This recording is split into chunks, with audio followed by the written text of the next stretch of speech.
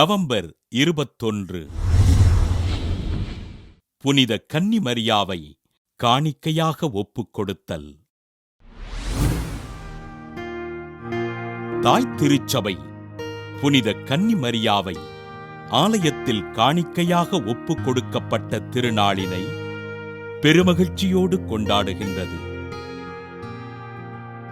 நெடுங்காலமாக குழந்தை பேரின்றி வாழ்ந்த சுவக்கின் அன்னா தம்பதியினர் தன் முதிர்ந்த வயதில் குழந்தை செல்வத்திற்காக இறைவனிடம் வேண்டுதல் செய்து பிறக்கும் குழந்தையினை இறைவனுக்கு காணிக்கையாக ஒப்புக் கொடுப்பதற்கு வாக்குறுதி அளிக்க மாசற்ற குழந்தையாக மரியா பிறந்தார்.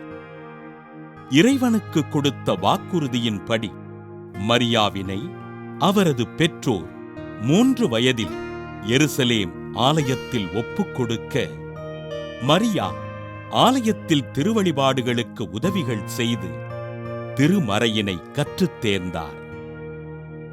புனித கன்னிமரியா காணிக்கையாக ஒப்புக் கொடுக்கப்பட்ட எருசலேம் ஆலயமானது சிதைவுற்று காணப்பட கிபி 543 ஆண்டு பைசாந்திய பேரரசர் முதலாம் ஜஸ்டீனியன் அவ்வாலயத்திற்கு அருகில் புதியதாக ஆலயம் கட்டி எழுப்பி புனித மரியன்னைக்கு அர்ப்பணித்தார்.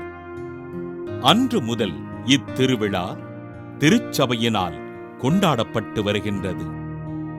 புனித கன்னிமரியாவை ஆலயத்தில் ஒப்புக் கொடுக்கப்பட்ட இந்த விழாவினை கிரேக்கர்கள் மரியா ஆலயத்தில் நுழையும் விழா என்று பக்தியோடு கொண்டாடி வருகின்றார்கள். 9ஆம் நூற்றாண்டு முதல் இத்தாலியின் தென்பகுதி முழுவதும் கொண்டாடப்பட்டு வந்த இவ்விழா கிபி 1472 ஆண்டு திருப்பலி புத்தகத்தில் சேர்க்கப்பட்டது. கிபி 1568 ஆண்டு திருத்தந்தை 5ஆம் பத்திநாதர் இவ்விழாவினை திருவழிபாடு நாட்காட்டியில் நீக்கம் செய்ய திருத்தந்தை 5ஆம் சிக்ஸ்துஸ் கிபி 1585 ஆண்டு திருவழிபாடு நாட்காட்டியில் சேர்த்தார்.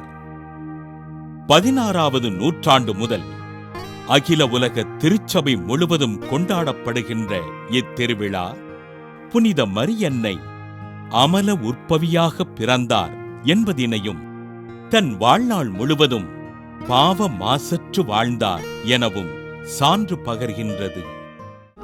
புனித மரியன்னை காணிக்கையாக ஒப்புக் கொடுக்கப்பட்ட திருவிழாவினை கொண்டாடுகின்ற நாம் நமது குழந்தைகளை ஆண்டவரின் திருப்பாதத்தில் ஒப்புக் கொடுத்து அவர்களின் ஞானத்திற்காக ஜெபிப்போம்.